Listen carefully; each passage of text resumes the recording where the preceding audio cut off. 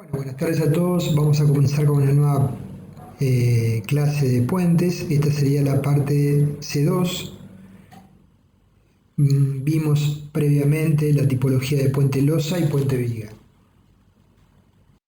A continuación vamos a ver una variante del puente viga, el puente viga cajón, que consiste en una sección cerrada con una capacidad de tomar torsiones muy importante, una gran rigidez torsional y por ende muy interesante para trazados curvos, por ejemplo, accesos a autopistas o trazas de caminos principales curvos, que pueden estar conformadas por una celda como la del dibujo o más de una celda.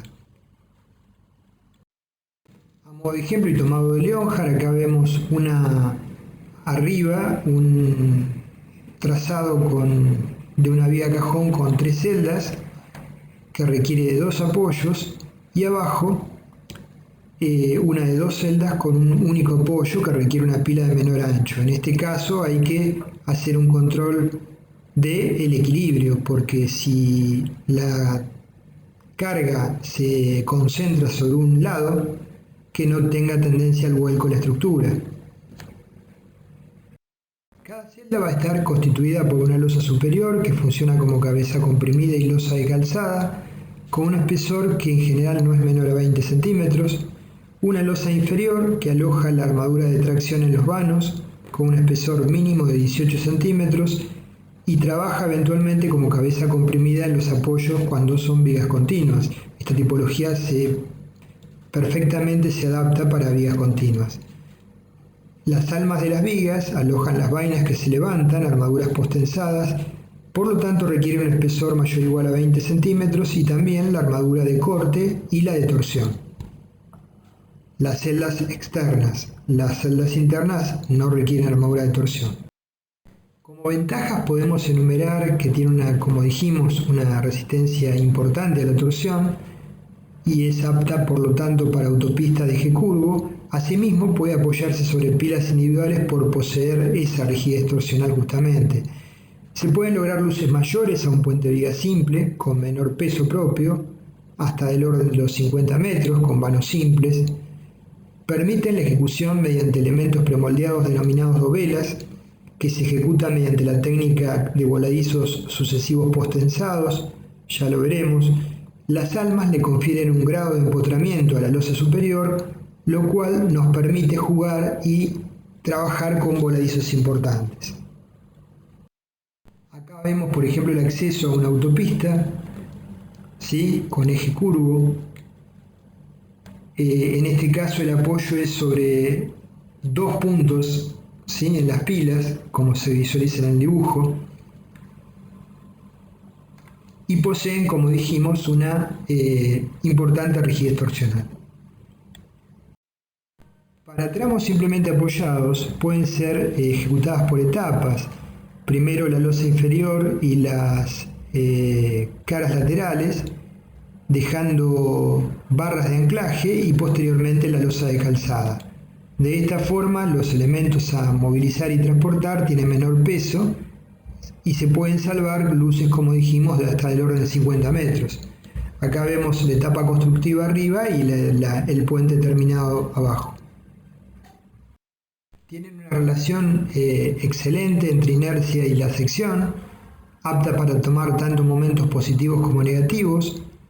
Esto constituye, como hemos mencionado antes, una condición que es bastante favorable frente a la otra tipología de vigas simples para vigas continuas. Para que la sección conserve su forma, se deben respetar ciertas relaciones entre las dimensiones. El ancho del cajón no debe ser muy superior a la altura, ¿sí? El ángulo de inclinación de las almas debe encontrarse entre, por lo general, 50 y 70 grados.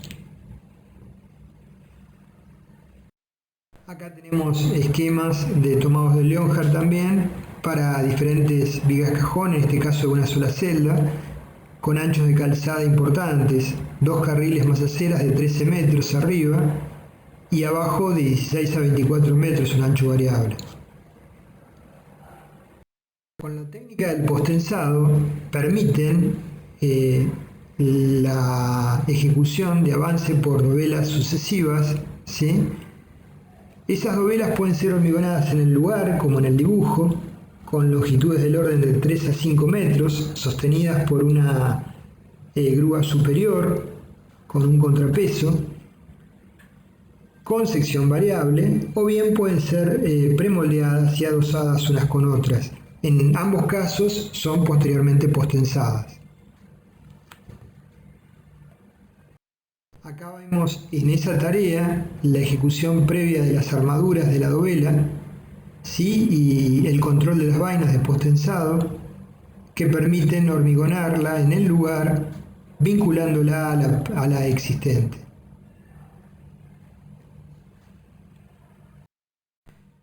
El proceso comienza entonces con la ejecución de las bases y pilas. Posteriormente se coloca una cimbra especial para el hormigonado de lo que se llama dovela cero sobre la pila, ¿sí? Está marcada con la flecha en negro. Y en uno de los puentes y en el aledaño se está por hormigonar la dovela cero, que se hace en el lugar, y vincula esa dovela cero con las pilas. Y luego se empiezan a ejecutar en el lugar el hormigonado de las diferentes dovelas hacia ambos lados, avanzando en forma equilibrada, ¿sí? Y cuando se llega a la edad a resistencia adecuada, se posteza contra la dovela anterior. Se ve claramente las líneas que separan una dovela de otra, donde, como dijimos, usualmente son entre 3 y 5 o 6 metros los tamaños individuales de cada una de ellas. Bueno, aquí hemos marcado en amarillo lo que es la dovela cero, la dovela inicial, la que se hormigona en el lugar. En esta foto podemos ver el proceso previo de armado, ¿sí? De encofrados y armadura de esa dovela cero. Y en la foto vemos finalizado el hormigonado de esa dovela cero, preparando toda la situación para comenzar a ejecutar las dovelas hormigonadas en el lugar hacia ambos lados. También naturalmente existe la posibilidad de la prefabricación de las dovelas. Acá vemos un acopio de dovelas y abajo el camión que las transporta hasta el frente de obra. En este caso tienen que coincidir naturalmente las caras que se enfrentan unas con otras, porque cuando se hace el postezado, si la coincidencia no es perfecta, vamos a tener problemas. En este caso las dovelas son transportadas al frente de obra, son subidas a la superficie con el carro de avance, se llevan hasta el extremo, se colocan en posición y una vez enfrentadas se pasan los cables de postensado y se procede al tesado directamente, siempre manteniendo el equilibrio hacia ambos lados, ¿sí? Vamos avanzando desde ambas pilas hacia la zona central hasta que lleguemos a una dovela que es muy crítica, que es la dovela de cierre. Tenemos que ir evaluando las flechas y desniveles entre ambos lados para que se produzca el cierre con una transición geométrica suave. En este caso, la zona central tiene un postezado que tiene que tomar solicitaciones de tracción en las fibras inferiores. En esta situación nos estamos acercando hacia la dovela de cierre, en la foto. Entonces el proceso constructivo sería el siguiente: hormigonamos las bases y las pilas y desarrollamos el encofrado para hormigonar en el lugar la dovela cero. Abajo estamos preparando, hormigonamos la dovela cero en el dibujo siguiente. Y en el dibujo de abajo estamos colocando ya los carros de avance sobre la dovela cero para hormigonar a ambos lados las dovelas 1, llamadas 1. que son hormigonadas en el lugar y luego serán postensadas. Esta es una variante, la otra sería que la hayamos hecho premoldeada como vimos recién. Colocada la última dovela, se realizan las dovelas de cierre en los estribos y la dovela del cierre central con un pretensado de continuidad, ¿sí? En las zonas marcadas en verde. El porqué de las pilas tienen esa configuración lo vamos a estudiar cuando veamos pilas esbeltas, ¿sí? Pero conceptualmente nosotros requerimos que las pilas tengan una muy buena resistencia normal al eje del puente, derivado de las fuerzas de viento y sísmicas, y no posean una gran restricción a las deformaciones longitudinales del puente, derivadas de deformaciones por contracción de fragua y temperatura. Y de esa manera, con una configuración de este tipo, se reduce sensiblemente el grado de empotramiento y la rigidez en el eje en el sentido longitudinal del puente de la pila con la dovela cero.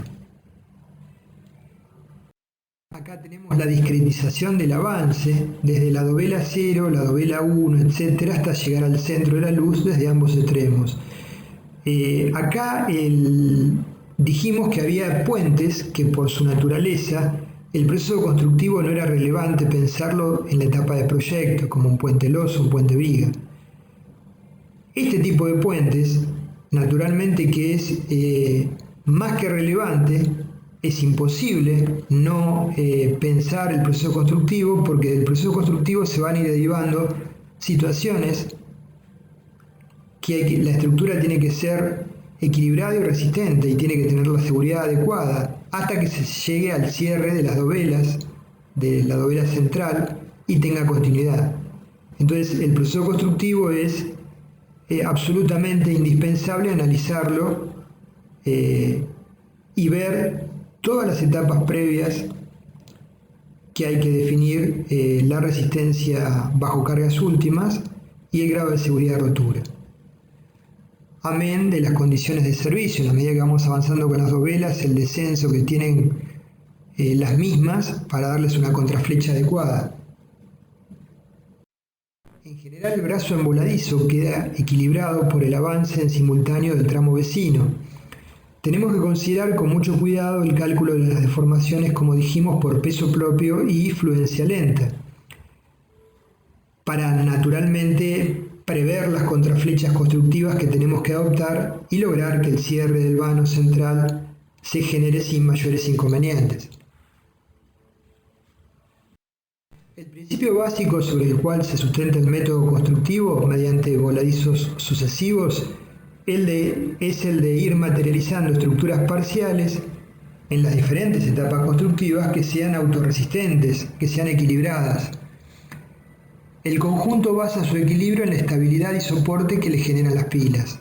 ¿Sí? Por eso no se avanza más de un vano en forma asimétrica hacia ambos lados. Las pilas en general tienen que ser proyectadas para tomar en esta etapa las solicitaciones derivadas de la descompensación eventual de cargas. La hipótesis más frecuente que se considera es el hormigonado de una dovela completa con los equipos, asimétrica en ambos sentidos, y la caída accidental del carro de hormigonado durante la maniobra de avance del mismo. Entonces eso genera momentos desequilibrantes que tiene que ser la estructura en cualquiera de sus etapas apta para tomarlos. Este es un ejemplo de un viaducto en Pucayo, España, que es una obra bastante interesante. Tiene 420 metros de longitud, con una secuencia de vanos de 60 metros, 3 vanos de 100 metros y un último de 60 metros. Y como ven, la traza no es recta. Se ejecutó mediante esta mecánica constructiva que hemos mencionado. Las pilas se ve que son elementos muy esbeltos, las centrales. Bueno, naturalmente esto motivó que haya que evaluar las diferentes etapas constructivas y para cada etapa constructiva evaluar que la estructura esté en equilibrio y sea autosustentable, tenga la capacidad de tomar las cargas con el grado de seguridad adecuado. Entonces acá vemos el avance de diferentes pilas con distintos grados de dovelas ejecutadas. ¿Sí? Es una etapa constructiva. Hay que analizar una gran cantidad de etapas constructivas en función de la secuencia prevista de construcción. Y esta es la situación del puente finalizado, con las dovelas cerradas, cierre del vano 2, del vano 3 y del vano 4, y el diagrama de momentos derivado de a tiempo final cuando se produce esa situación. Entonces tenemos que ser naturalmente muy estudiosos de todo el proceso constructivo y evaluar todas estas solicitaciones y evaluar que todas las etapas el puente tenga la resistencia adecuada, tanto en la etapa final, como es la que estamos visualizando aquí, como en las etapas previas para llegar a esta etapa. Bueno, gracias por su atención. Vamos a continuar entonces con otras tipologías como el puente pórtico y puente arco.